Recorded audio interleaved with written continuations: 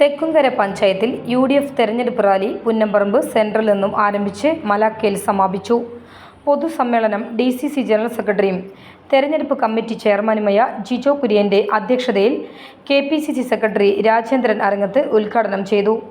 DCC സെക്രട്ടറിമാരായ PJ Raju, Shahida Rahman, മണ്ഡലം പ്രസിഡന്റും തെരഞ്ഞെടുപ്പ് കമ്മിറ്റിയുമായ ജനറൽ കൺവീനറുമായ ജെയ്സൺ മാത്യു, മുസ്ലിം ലീഗിന്റെ നിയോജക മണ്ഡലം പ്രസിഡന്റ് സെലക്ട് Muhammad, Hamza Naroth, P Radhakrishnan, AR Krishnankutty, VM Kuriakose, Sunil Jacob, VG Suresh Kumar, Vareed Chittilappilly, Eldho Thomas, PV Vinayan എന്നിവർ പ്രസംഗിച്ചു. കേരളത്തിലെ നിയമസഭയിൽ അങ്ങനെ തന്നെ പ്രതിപക്ഷത്തെ പ്രകോപിപ്പിക്കുകയും പ്രതിപക്ഷത്തിന്റെ വാക്കുകൾക്ക് വില കൊടുക്കാതിരിക്കുകയും ചെയ്യുന്നു.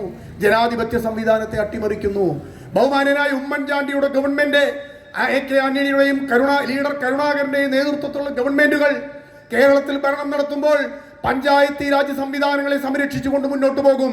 ഉദ്യോഗസ്ഥന്മാരെ തലങ്ങും വിലങ്ങും ട്രാൻസ്ഫർ ചെയ്യുന്നു. കോൺഗ്രസ് പാർട്ടിയെ വിശ്വസിക്കുന്ന ഉദ്യോഗസ്ഥരെ പല മേഖലകളിലാക്കി അവരെയൊക്കെ നട്ടം തിരിച്ച് പല ജില്ലകളിലേക്ക് വിടുന്നു. പഞ്ചായത്ത് രാജ് സംവിധാനത്തെ തകർത്തു. സാധാരണഗതിയിൽ നമുക്കറിയാം, സ്പിൽ ഓവർ പദ്ധതികൾ ഈ CPM-ന്റെ നേതൃത്വത്തിലുള്ള ഭരണസമിതി അധികാരത്തിൽ വന്നതിന് ശേഷം ഇവിടെ പ്രതിപക്ഷ നേതാവ് കൃഷ്ണുട്ടേട്ടൻ അടക്കമുള്ളവരിയ്ക്കുന്നു.